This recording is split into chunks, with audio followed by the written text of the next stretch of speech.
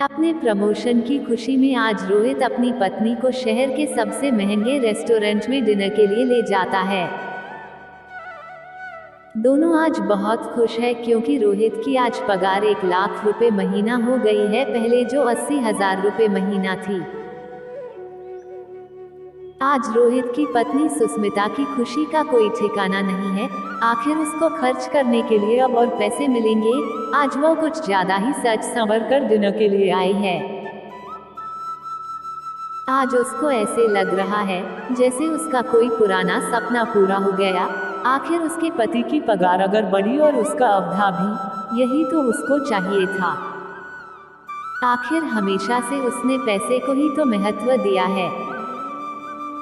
उसको गरीब लोग कभी पसंद ही कहाँ आते हैं। उसको तो महंगी चीजें, महंगे रेस्टोरेंट और महंगे गिफ्ट ही पसंद आते हैं। शहर के इस रेस्टोरेंट में सभी लोग महंगे महंगे कपड़े, सूट बूट और महिलाएं महंगी महंगी साड़ी और वेस्टर्न कपड़े पहन कर आई थी। ऐसा लग रहा था इस रेस्टोरेंट में गरीबों के लिए कोई जगह नहीं है।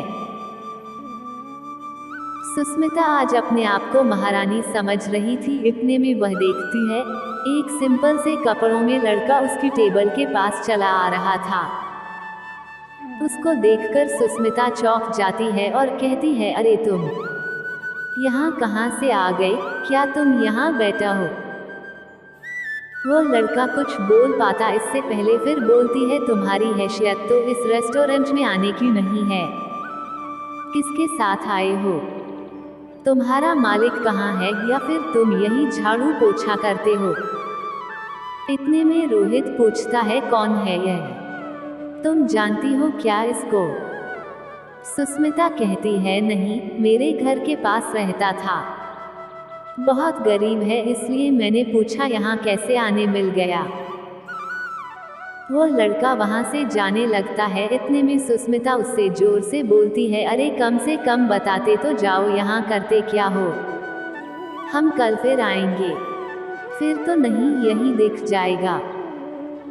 लड़का मुस्कुराता है और कहता है, तुम आज भी नहीं बदली, पहले भी पैसों पर मरती थी, आज भी पैसों पर मरती हो। अच्छा हुआ जो तुम मेरी जिंदगी में नहीं हो।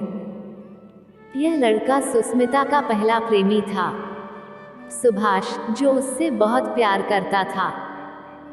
पर गरीब होने की वजह से सुस्मिता ने उसको छोड़ दिया और रोहित से शादी कर ली। सुस्मिता को यह बात चुभ जाती है और वो चिल्लाकर सुभाष से कहती है, तुम क्या जानो पैसे की कीमत? तुमने तो कभी देखे ही नहीं। तुम तो हमेशा गरीबी में रहे हो और हमेशा गरीबी में रहोगे। जिसके पास पैसा नहीं होता है उसके पास कुछ नहीं रहता। खैर छोड़ो, मैं तुम जैसे भिखारी से पैसों की बात क्यों करूं? इस रेस्टोरेंट से तुम जल्दी जाओ, मेरा वक्त बर्बाद मत करो। यह बात सुनकर सुभाष बाहर जाने लगता है। इतने में उस रेस्टोरेंट का मैनेजर आकर सुस्मिता से कहता है, आप प्लीज इस रेस्टोरेंट से बाहर निकल जाएं।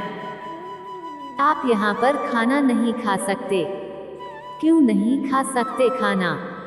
हमारे पास पैसे हैं, फ्री में खाने थोड़ी खाए हैं। तुम्हारी हिम्मत कैसे हुई यह कहने की? ओ कौन तुम? सुस्मिता चिल्ला के मैनेजर से बात करती है।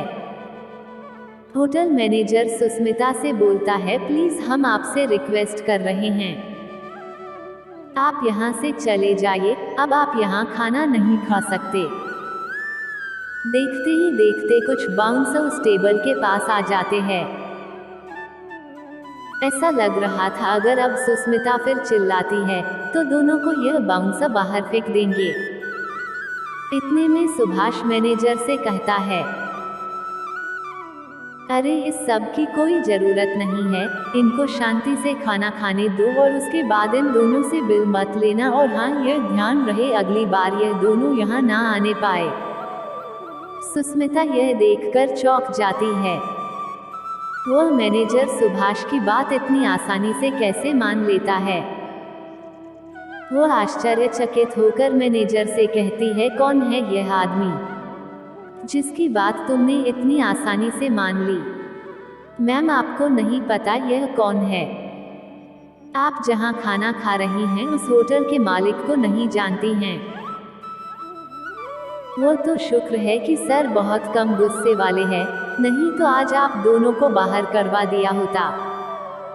सुस्मिता ने कहा, क्या सुभाष होटल का मालिक है? हाँ, इस होटल का मालिक है। पर कैसे? यह तो बहुत गरीब था। सुना तो मैंने भी है कि सर पहले बहुत गरीब थे, पर उन्होंने अपनी मेहनत और लगन से 4 साल में 300 करोड़ की कंपनी खड़ी की है।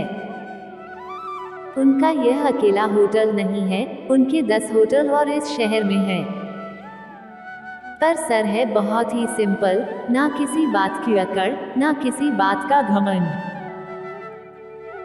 सुना है सर को किसी लड़की से बेइंतहा प्यार हुआ था, और वह लड़की सर को सिर्फ इसलिए छोड़कर चली गई कि उनके पास पैसे नहीं थे। इसी वजह से दिन रात मेहनत करके सर ने यह कंपनी खड़ी की है। आज सर के पास सब कुछ है। यह बात सुनकर सुस्मिता मन ही मन सोचने लगी, जिस आदमी को मैंने पैसे के लिए छोड़ा, आज वह आदमी किसी राजा से कम नहीं है। आज उसके पास सब कुछ है और मैं 1 लाख की पगार में खुशी मना रही हूँ। सुभाष आज करोड़ों कमा रहा है। अगर मैं सुभाष के पास वापस चली जाऊं तो क्या गलत है? वो मुझसे प्यार तो करता ही है, मेरा तो हर सपना पूरा हो जाएगा। हीरे के गहने पहनूंगी और बड़ी बड़ी कारों में घूमेंगे। शाम के समय सुस्मिता बिना कुछ सोचे समझे सुभाष के पास जाती है और अपनी गलती की माफी मांगते कहती है, मुझसे बहुत बड़ी गलती हो गई, मैंने तुम्हारे प्यार को नहीं समझा। आज मुझे एहसास हुआ है कि मैं तुमसे कितना प्यार करती हूँ और तुम्हारा प्यार कितना सच्चा है। मैं अपने पति के साथ बिल्कुल खुश नहीं हूँ। अगर तुम मुझे अपना लोगे तो मैं आपसे अपने पति को तलाक दे दूंगी और तुम्हारी हो जाऊंगी, हमेशा हमेशा के लिए।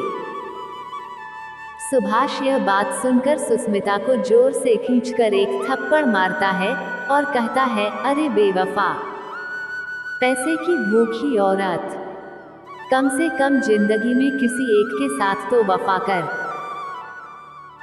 कल तूने मुझे पैसों के लिए छोड़ा था और सिर्फ आज पैसों के लिए तुझे मुझ में प्यार दिख रहा है। जब मैं सिंपल कपड़े पहने तेरे सामने आया तो तूने फिर मेरा मजाक उड़ाया। अगर तुझे मुझसे प्यार था तो पहले ही अच्छे से बात करती ना। मुझे तो वेटर समझकर गाली दी तूने। सुस्मिता जोर जोर से रोने लगती है और कहती है, मुझे माफ कर दो, मुझे माफ कर दो, मैं तुम्हारे बिना जी नहीं सकती। प्लीज अपना लो मुझे, प्लीज अपना लो मुझे। सुभाष सुस्मिता से कहता है, याद है तुमको, मैं भी उस दिन तुम्हारे सामने ऐसे ही रो रहा था, अपने प्यार की दलीलें दे रहा। मुझे इस बात का दुख कम है कि तुम मेरी नहीं हो पाए, और इस बात का दुख ज्यादा है कि तुम सिर्फ पैसों की भूखी हो। मैंने ऐसी बेवफा लड़की से प्यार किया जिसकी सोच इतनी गंदी है। भगवान का शुक्र है उस वक्त मेरे पास पैसे नहीं थे, नहीं तो तुम्हारा यह घिनौना रूप मैं कभी देख नहीं पाता। अब मेरे घर से निकल जाओ, नहीं तो मैं धक्के मारकर बाहर फेंकवा दूंगा और तुम्हारे पति को तुम्हारी सारी सच्चाई बता दूंगा। यह सुनकर सुस्मिता रो रोकर वहां से चली जाती है और दोबारा कभी मुड़कर नहीं देखती है। दोस्तों, आपको बेवफा की लव स्टोरी कैसी लगी? यह कहानी उस लड़की की है जो हमेशा अपनी जिंदगी में सिर्फ पैसों को ही महत्व देती है। आज के समय में ऐसे कई उदाहरण देखने को मिलते हैं। हम यह भूल जाते हैं कि वक्त सबका बदलता है और हमको पैसे के लिए अपने रिश्ते नहीं बदलना चाहिए। प्यार हमेशा सच्चा और दिल से करना चाहिए, तभी हम अपने जीवन को सफल बना सकते हैं।